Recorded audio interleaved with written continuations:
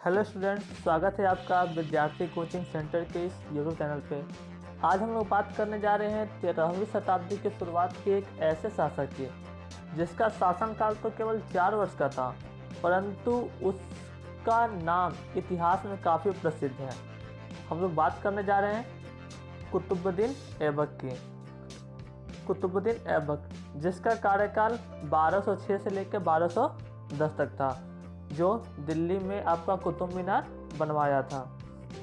पढ़ते हैं इसके जानकारी लेने के लिए। इसका जन्म तुर्किस्तान में हुआ था। इसके माता पिता तुर्क थे। उस समय दास का व्यापार काफ़ी प्रचलित था। दासों को उचित शिक्षा एवं प्रशिक्षण दे करके राजा को बेच दिया जाता था, और यह जो व्यापार था काफ़ी लाभदायक हुआ करता था। बालक कुतुबुद्दीन इसी व्यवस्था का शिकार बना और उसे एक व्यापारी के हाथों बचपन में ही बेच डाला गया। व्यापारियों ने उसे फिर निसापुर के काजी फखरुद्दीन अब्दुल अजीज कूफी को बेच दिया। इस अब्दुल अजीज कूफी ने बालक कुतुब को अपने पुत्र के साथ सैन्य और धार्मिक प्रशिक्षण दिया, किंतु जब अब्दुल अजीज की मृत्यु हुई तो उसके बेटों ने कुतुबुद्दीन को वापस फिर से बेच दिया और अंततः उसे मोहम्मद गौरी ने खरीद लिया। मोहम्मद गौरी, आप लोगों ने मोहम्मद गौरी का नाम सुना होगा। अगर नहीं सुना है तो आपने महाराजा पृथ्वीराज चौहान के बारे में ज़रूर सुना होगा। यह मोहम्मद गौरी वही है जिसका युद्ध पृथ्वीराज चौहान से 2 बार हुआ था। इस युद्ध को हम लोग तराइन के युद्ध के नाम से जानते हैं। तराइन का पहला युद्ध 1191 में तथा दूसरा युद्ध 1192 में हुआ था। दूसरे युद्ध में पृथ्वीराज चौहान की हार हुई थी, जिसके बाद उन्हें बंदी बना लिया गया था। मोहम्मद गौरी ने कुतुबुद्दीन ऐबक के साहस, कर्तव्य निष्ठा तथा स्वामी भक्त से प्रभावित होकर उसे शाही अस्तबल घुड़साल का अध्यक्ष, जिसे हम लोग अमीर अखर के नाम से जानते हैं, उस पद पे नियुक्त किया। यह एक काफ़ी सम्मानित पद था किसी भी गुलाम के लिए। कुतुबुद्दीन गुलाम ही था मोहम्मद गौरी का। इस पद पे नियुक्त होने के बाद उसे काफ़ी सारे सैन्य अभियानों में भाग लेने का अवसर मिला। तराइन के द्वितीय युद्ध में राजपूत राजा पृथ्वीराज चौहान को बंदी बनाने के बाद ऐबक को भारतीय प्रदेशों का सूबेदार नियुक्त किया गया। वह दिल्ली, लाहौर तथा कुछ अन्य क्षेत्रों का उत्तराधिकारी बना।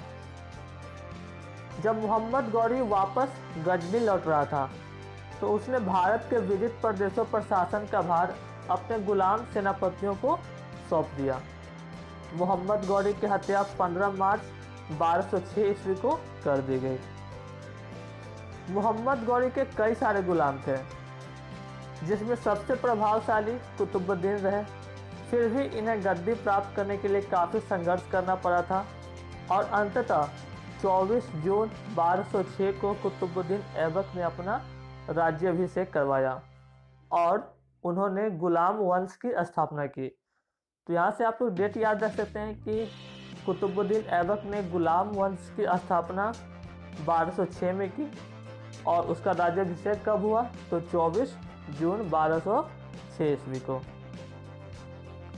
अगर आपसे पूछा जाए कि दिल्ली का कुतुब मीनार किसने बनवाया, तो आप लोग जवाब देंगे कुतुबुद्दीन ऐबक ने। परंतु कुतुबुद्दीन ऐबक ने सिर्फ कुतुब मीनार की नींव ही डाली थी, क्योंकि 4 साल के कार्यकाल के बाद ही इनका मृत्यु हो गया था। इसके निर्माण को पूरा इल्तुतमिश ने करवाया। इस वीडियो में हम लोग इल्तुतमिश के बारे में भी चर्चा करेंगे। कुतुब मीनार के साथ कुतुबुद्दीन ऐबक ने कुछ और भी निर्माण करवाए, जिसमें 2.5 दिन का झोपड़ा तथा कुव्वतुल इस्लाम मस्जिद प्रमुख हैं। कुतुबुद्दीन ऐबक की मृत्यु 1210 में हुई। कहा जाता है इसकी मृत्यु चौगान खेलते समय घोड़े से गिरकर हुई थी। ये भी एक कहानी है कि इस घोड़े का नाम सुब्रक था, जिसने अपने मालिक उदयपुर के राजा करण सिंह का प्रतिशोध दिया था। इस बात में कितनी सच्चाई है ये हमको नहीं मालूम है। आगे बढ़ते हैं। कुतुबुद्दीन ऐबक की मृत्यु के बाद उसका उत्तराधिकारी आराम शाह हुआ, जो मात्र 8 महीने तक ही शासन कर पाया। आराम शाह की हत्या इल्तुतमिश ने 1211 में की और दिल्ली के गद्दी पर बैठा। इल्तुतमिश कुतुबुद्दीन ऐबक का गुलाम एवं दामाद भी था। और आपको ये भी बात याद रखना चाहिए कि कुतुबुद्दीन ऐबक ने अपनी राजधानी लाहौर में बनवाई थी। इल्तुतमिश ने ही कुतुब मीनार के अधूरे निर्माण को पूरा करवाया। जहां कुतुबुद्दीन ऐबक ने कुतुब मीनार की नींव डाली थी, तो इसके निर्माण कार्य को पूरा उसके गुलाम व दामाद या फिर वहां उस तत्कालीन शासक इल्तुतमिश ने करवाया। इल्तुतमिश ने ही कुतुब मीनार के अधूरे निर्माण को पूरा करवाया। ये बात भी आप लोग ध्यान में रखेंगे। सबसे पहले शुद्ध अरबी सिक्का इल्तुतमिश ने ही जारी करवाए, जिसमें चांदी के सिक्के को टंका तथा तांबे के सिक्के को शीतल कहा जाता था।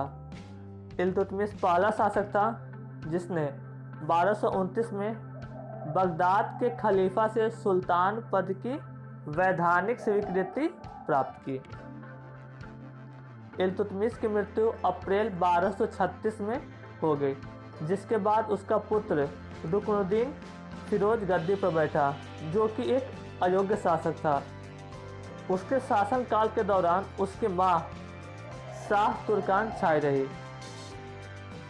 शाह तुर्कान के अवांछित प्रभाव से परेशान होकर तुर्की अमीरों ने रुकनुद्दीन को गद्दी से हटाकर रजिया को सिंहासन पर बैठा दिया। इस प्रकार रजिया बेगम प्रथम मुस्लिम महिला थी जिसने शासन की बागडोर संभाली।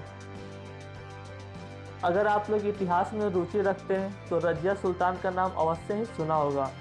हमारा अगला वीडियो रजिया सुल्तान के जीवनी पर ही आधारित होगा। उम्मीद करते हैं आपको कुतुबुद्दीन ऐबक की सारी जानकारी प्राप्त हुई होगी।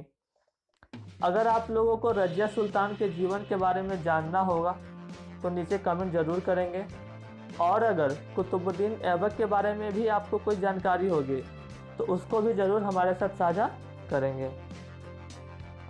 उम्मीद करते हैं आपको यह जानकारी पसंद आई होगी। अगर आई है तो हमारे वीडियो को लाइक करें और इसे अपने दोस्तों के साथ शेयर ज़रूर करें। हमारे चैनल को सब्सक्राइब करना बिल्कुल ना भूलें। तो मिलते हैं अगले वीडियो में, तब तक के लिए धन्यवाद।